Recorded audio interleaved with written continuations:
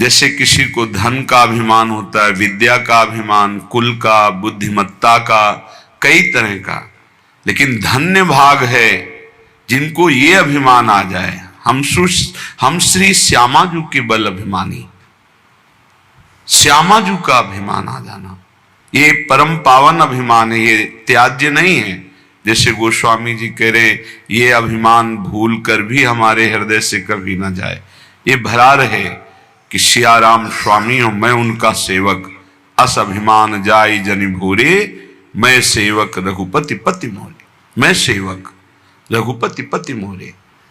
हमारे माई श्यामाजू को अभिमान, ये अभिमान समस्त दोषों का नाश कर देता है, ये अभिमान उत्तम गति प्रदान करता है।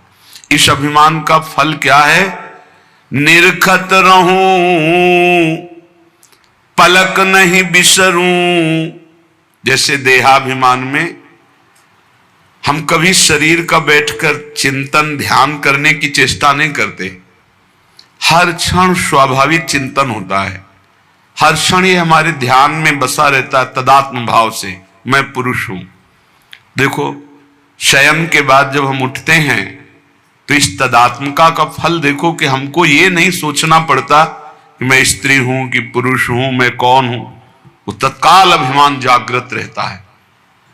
ऐसे ही जब भागवती का अभिमान होता है, जागृत स्वप्न सुषुप्त स्फुरत में राधा पदाब्ज छटा, भजन करना थोड़ी पड़ता है। ऐसे अभिमान वाले के हृदय में हर समय तदात्म भाव से भजन होता रहता है, पर ये बहुत कृपा पात्र के हृदय में आता है। ऐसा नहीं कह सकते कि बहुत साधना के बाद आता है, नहीं, असाधन युक्त, साधनहीन यदि वो कहीं भगवत कृपा से दुर्लभ बात महापुरुषों का संग पा जाए और उसके हृदय में बैठ जाए, मैं तो अब एक बात पकड़ लिया, कुछ बने न बने, मैं श्यामाजू का, श्यामाजू हमारी, बस मैं श्यामाजू का, श्यामाजू हमारी, ये अंदर बढ़ता चला जाए और ठसक बन जाए, ये ठसक बन जाए हमारे माई श्यामाजू को अभिमान। बहुत सुंदर। इसका तभी माना जाएगा कि आपके अंदर ये अभिमान आ गया है जब निरखत रहूं हर समय श्यामाजू लालजू, पलक नहीं बिसरूं, पलक झपकने के समय को भी इनका विस्मरण न हो, जैसे देह का। नयन निरूप लुभान अली माधुरी श्याम सुंदर की, ये सर्वस जीवन प्राण हमारे माई श्यामाजू को अभिमान।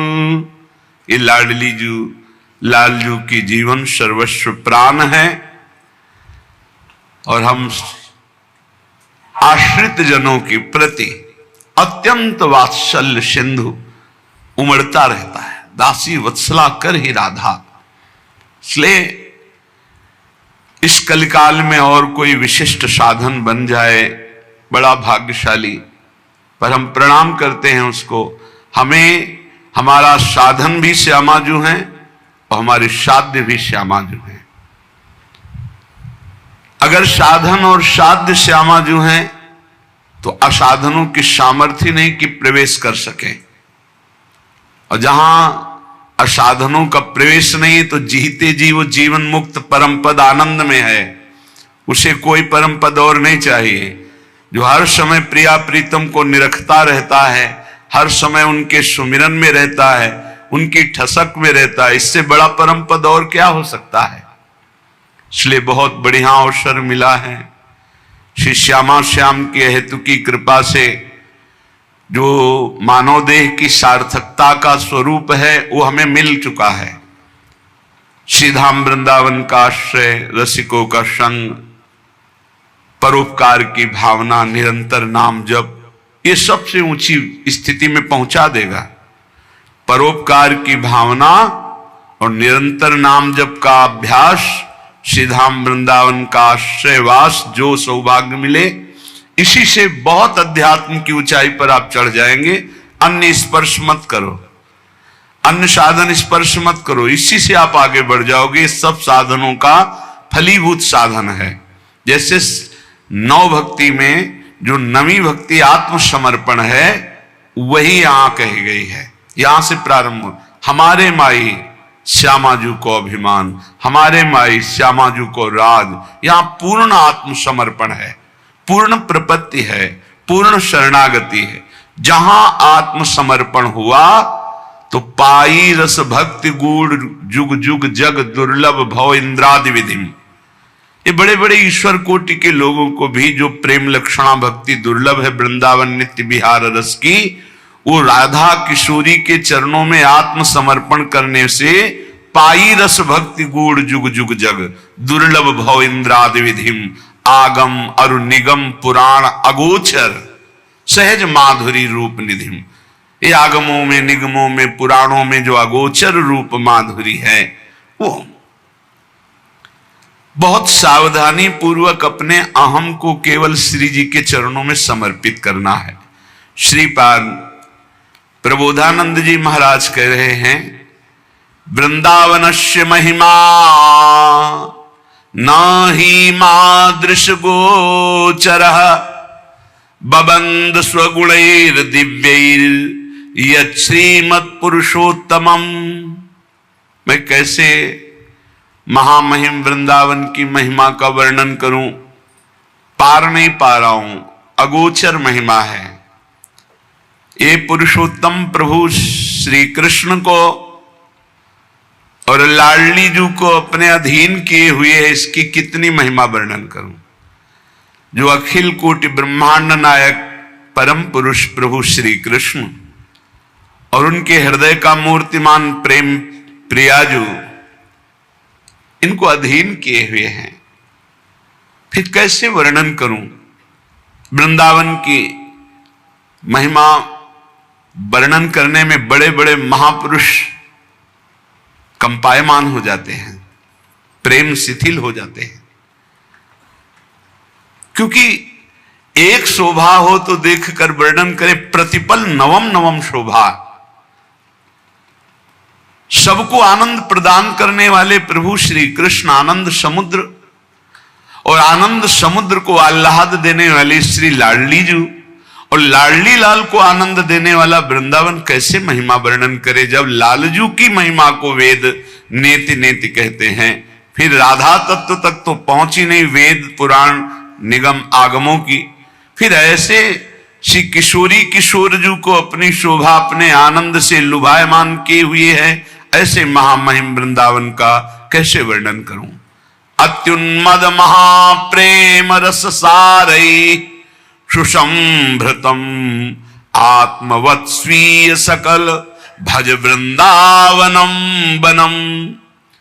यहां वास मात्र से अत्यंत उन्मादकारी प्रेम प्रकाशित हो जाता है।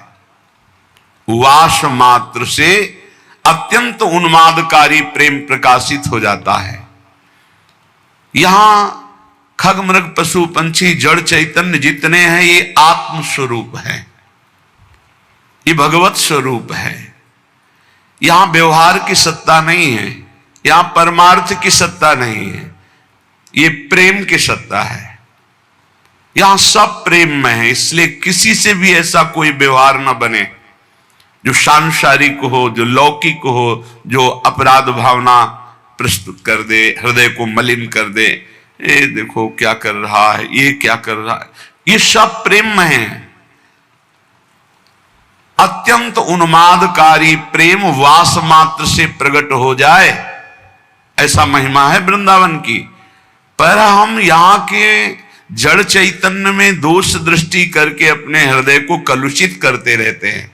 इसीलिए श्रीपाद कह रहे हैं, सब वृंदावन नामक वन में जो भी विराजमान है, ये सब आत्मस्वरूप है। जैसे सेवक जी कह रहे, आत्मा हरिवंश प्रगट परमानंद। तो ये प्रगट परमानंद प्रदान करने वाले आत्म तत्व मूर्तिमान होकर जड़ चैतन्य नामक ये दिखाई दे रहे हैं। ये चैतन्य है, ये जड़ है, पर है वो आत्मस्वरूप। इतनी सामर्थ्य वो परमानंद प्रदान करने में समर्थ है। बस इनका अपराध न बने तो यहां वास मात्र से अत्यंत उन्मादकारी प्रेम प्रकट हो जाए। धन पुत्र कलत्रादि ममता ममता पदा इति विक्त्वाखिलम वृंदावन में च मे वरम। पर इस वृंदावन में यदि धन के प्रति आकर्षण बुद्धि, पुत्र पत्नी आदि के प्रति जो ममता बुद्धि, वही प्रेम में नहीं डूबने दे रही, मुझे तापित कर रही। धन पुत्र कलत्रादि ममता ममतापदा, यही मुझे ताप प्रदान कर रही, नहीं तो वास मात्र से प्रेमोन्माद हो जाए। अतएव हे प्रभु, मेरे को ऐसी सामर्थ्य दो कि मैं परिवार के बीच में रहता हुआ भी परिवार से ममता ना करूं। भाई ये बहुत जोर की बात है। ये ममता ही प्रियालाल के चरणों में प्रेम नहीं होने देती, और जन्म जन्मांतरों से इसी धोखे में फंसकर कि ये हमारे हैं, ये हमारे हैं, ये हमारे हैं, पूरा समय नष्ट हुआ, मरे, फिर इस जीव अकेले यहां से गया, फिर किसी नए परिवार, नया रिश्ता। हे प्रभु, मुझे ऐसा बल दो कि मैं सबकी ममता का त्याग कर सकूं। ये श्री वृंदावन में विराजमान रास रासेश्वर, रास रासेश्वरी युगल सरकार से हमारा जो प्रेम नहीं हो रहा, उसका कारण है देह ममता, पुत्र ममता, पत्नी ममता, सुहृद परिवार ममता। अब जितना आपको समय नष्ट करना है इसमें कर लो, अगर सार्थक करना है तो जल्दी से जल्दी इस ममता को प्रियालाल के चरणों में समर्पित कर दो। ममता समर्पित कर दो, सब वैसे ही चलाओ जैसे चला रहे हो। ममता अगर श्री जी के चरणों में नहीं हुई, इनमें हुई, तो अंतिम बात जो हमें उन्मादकारी प्रेम चाहिए था वो नहीं मिलेगा। क्योंकि प्रियालाल के चरणों से जो हमारा संबंध है वो तो है, ऊपर प्रकाशित होता है ममता होने से। एक अहमता ममता ये जग में है दुखदाई, ये जब श्री जी की ओर लगे तो होत परम सुखदाई। समेट लो, प्रवीण हो बहुत जल्दी समेट लो, मंद हो धीरे धीरे समेट लो, निकृष्ट हो समेट ही नहीं पाओगे, काल तुम्हें समेट लेगा। हमारी बात को समझ जाओ, कोई आ नहीं तुम्हारा, तुम नहीं हो किसी के, बस तुम एक अपने कर्तव्य को करने के लिए आए हो। तुम्हारा एक कर्तव्य है जो किसी जन्म में नहीं हुआ, भगवत प्राप्ति, भगवत प्रेम प्राप्ति। और सब कर्तव्य लाखों बार निर्वाह कर चुके हो, उन कर्तव्यों की ताकत नहीं कि आवागमन से रोक सके। आवागमन के चक्र को रोकने की ताकत एकमात्र भजन में है। जितना आप प्रिया प्रीतम का नाम जप करेंगे, लीला गुण गायन करेंगे, उनसे अपनापन होगा, सबकी ममता हटेगी, तभी भगवत तत्व का बोध या प्रेम प्राप्ति होती है। महासहानि दुखानि सुखान्युन्मादकानि वा वृंदावन दृढ़ प्रीतिम नालम चालयितुम हिमाम। धाम में जब श्री जी ने कृपा करके हमको बुला लिया तो महासहानि दुखानि, अब वो हमको सहाएंगी दुख, तैयार हो जाओ। फिर सुखान्युन्मादकानि वा, ऐसा सुख मिलेगा जो उन्माद पैदा कर देगा, तैयार हो, पहले दुख भोगना है। फिर अपार सुख है। क्यों कहा कि दुख भोगना है? क्योंकि दुखालय संसार में आए हैं। जब भगवान अवतरित होते हैं तो लीला में भी दिखाई देता है बड़ा वियोग, बड़ा संयोग, बड़ा दुखद, बड़ा सुखद समय।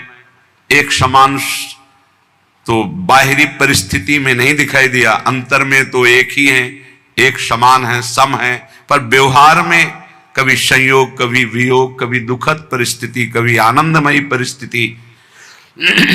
जब ईश्वर के अवतार लेने पर ऐसा है तो फिर मनुष्य, जब आप मनुष्य रूप में आए हैं, साधना में लगे हैं, तो दुख आएगा। दुख और महादुख, महादुख असाध्य, किसी भी तरह से टलने वाला नहीं है, भोगना ही भोगना है। साधारण दुख अलग होते हैं, महादुख जब तक जीवित रहोगे भोगना ही पड़ेगा। मतलब मृत्यु ही है इसकी औषधि, दूसरा उपाय नहीं। ऐसा भी दुख आएगा, सह जाओ। सुखान्युन्माद का निवा, आगे आने वाला है महान उन्माद प्रकट करने वाला सुख, प्रियालाल का प्रेम। इसलिए वृंदावन दृढ़ प्रीतिम, दृढ़ प्रीति करो वृंदावन से, वृंदावन के अधीश्वर से। विचलित मत होना दुख आने पर,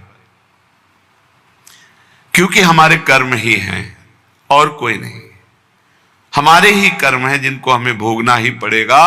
तो हिम्मत कर लो, कमर कस लो, चलो इस मार्ग में। जैसे अभी आपको कोई दुख नहीं, कोई परिस्थिति बिगड़ी नहीं, बड़े आनंद से समय कट रहा है, बिल्कुल होश में हो जाओ, आगे आने वाला समय है।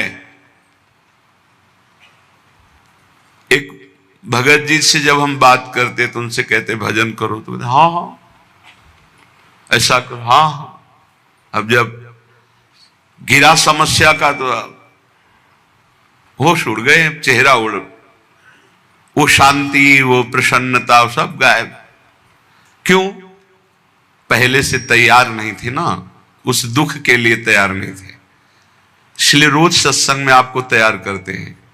कोई असाध्य रोग हो सकता है, कोई घटना घट सकती है, कोई परिस्थिति बिगड़ सकती है, जहां से तुम्हें सुख मिल रहा है वो बंद हो सकता है, जो तुम्हें प्यार करते हो हट सकते हैं, जो तुम्हें अपना मानते हो तुम्हें छोड़ सकते हैं।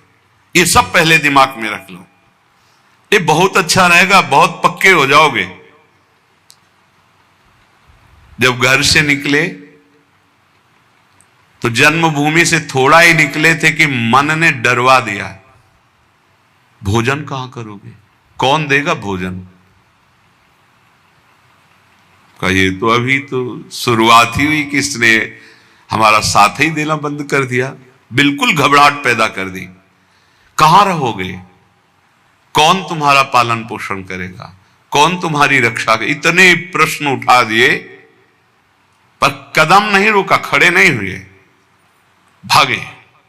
कहीं कोई जग न जाए, कहीं कोई देख न ले, बस भागते गए और उत्तर देते गए मन को, प्रभु जहां जैसे रखेंगे वैसे रहूंगा, प्रभु भूखे रखेंगे तो भूखा रहूंगा, प्रभु अगर पिटवाएंगे तो पिट लूंगा, प्रभु मरवा डालेंगे तो मर जाऊंगा, कदम पीछे नहीं लौटाऊंगा। पता नहीं पूर्व का कुछ होगा ऐसा। बस वही शब्द पूरे जीवन भर उत्तर देता रहा इस मन को। जब इसने पछाड़ मारने की कोशिश की ता उसको वही उत्तर नहीं, तो कदम आगे बढ़ते चले गए। महासहानि दुखानि सुखान्युन्माद का निवा। अब कोई दुख नहीं है। क्यों? जैसे अपनी घर आ जाए और पता चले गाड़ी बिगड़ गई, तो सुख होगा इस बात का कि गाड़ी को तो बिगड़ना ही था, पर घर आके बिगड़ी ये बहुत हुआ। अच्छा, अगर कहीं रास्ते में बिगड़ जाती तो गड़बड़ हो जाता, फिर पता नहीं अंधेरा हो जाता और हम अपने घर तक नहीं पहुंच पाते। लेकिन कृपा ये हुई कि जब घर दिखाई दिया कि आ गया तो गाड़ी बिगड़ गई, तो कोई परेशानी नहीं हुई, अपनी अटैची उतारी, अपने घर आ गए।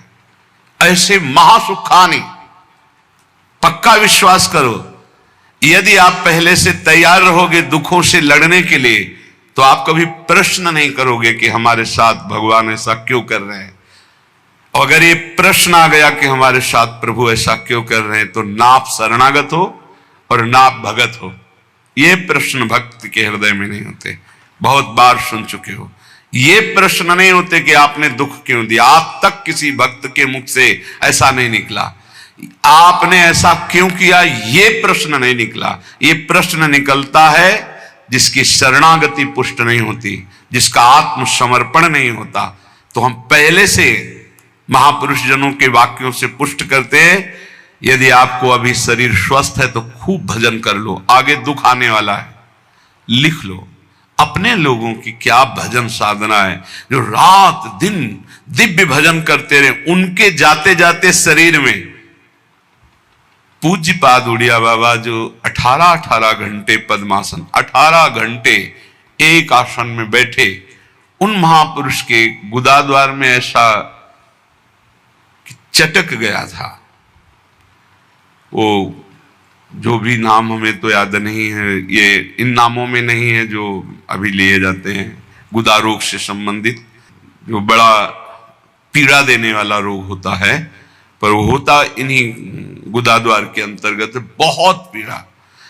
पर वो ऐसी स्थिति में भी पद्मासन में अपने आसन में बैठते थे, कोई औषधि प्रयोग नहीं। बोले इसका तो केवल ऑपरेशन होता है, बोले कोई जरूरत नहीं, कई महीने तक पीड़ा देता रहा, फिर गायब हो गया। क्यों? क्योंकि उतना ही प्रारब्ध है, वो जहां अपना कष्ट भुगवा दिया खत्म हो जाएगा, बिना औषधि के खत्म हो जाएगा। हिम्मत रखना, बड़े बड़े महापुरुषों के शरीरों में कष्ट आया है तो पहले से तैयारी कर लो। भला हम कष्ट की तैयारी क्यों कर ले? क्योंकि हमें सुख भोगना है। देखो, जन्मभूमि से 5-7 कोस गंगा जी, नंगे पैर ऐसे जाया जाता था गंगा स्नान करने। छोटे छोटे बच्चे थे, साथ जाते, नंगे पैर चलाया जाता, क्योंकि गंगा स्नान करने जाए, बड़ा भाव रहता है, पवित्र भाव, जाग साष्टांग दंड। तो ये गर्मी सहते हुए नंगे पैर जा रहे हैं, गंगा स्नान करके फिर नंगे पैर आ रहे हैं। क्यों? क्योंकि गंगा जी पाप हारणी है, पाप नष्ट होगा तो क्या होगा? बोले सुख मिलेगा। सुख की लालसा से इतना कष्ट सह जा, निर्जला एकादशी रह रहे हैं, एक बूंद पानी नहीं पी रहे, कष्ट सह रहे। ये कष्ट क्यों सह रहे हैं? बोले इससे भगवान की भक्ति मिलेगी, पाप नष्ट होगा, हृदय में शांति सुख मिलेगा, धर्म बनेगा। जानबूझ करके जो कष्ट सहा जाता है, उससे जो जानबूझकर पाप किए गए वो भस्म हो जाता है।